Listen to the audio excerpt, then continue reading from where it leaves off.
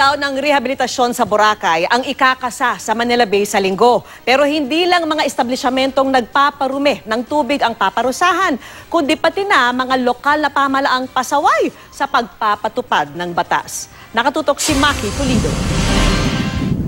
Ngayong linggo na ang kick-off ng Manila Bay Rehab at para may dating ang unang araw ng rehab, may mga isasarang business establishment na malapit sa Manila Bay. Mahigit 200 gusali kabilang ang mga condominium, hotel, restaurant at shopping center ang nasa inisyal na listahan ng DENR ang diretsong nagtatapon ng wastewater sa Manila Bay.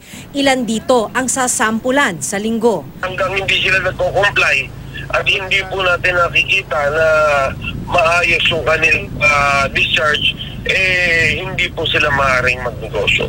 Parang estilo lang daw na ginawa nila sa Boracay. Kakansilahin ang mga permits ng mga pasaway na business establishments. Dito naman, ang mangyayari is isip sila ng cease and desist order ng LLDA.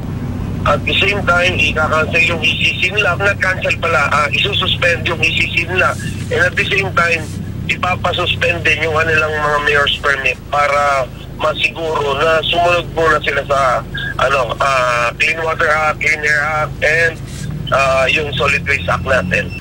Uunahing linisin ng DENR ang Estero de San Antonio de Abad na umabot sa 1.3 billion MPN ang fecal coliform level, gayong 100 MPN ang normal level. Ang tubig mula sa esterong ito na kulay itim na sa dumi at mabaho, diretso sa Manila Bay. Malalaking gusali ang may outfall sa estero.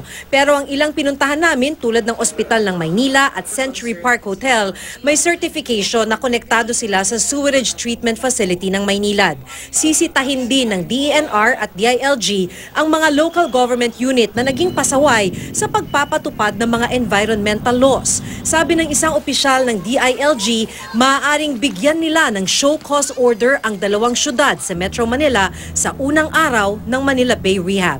Maki Pulido, nakatutok, 24 oras.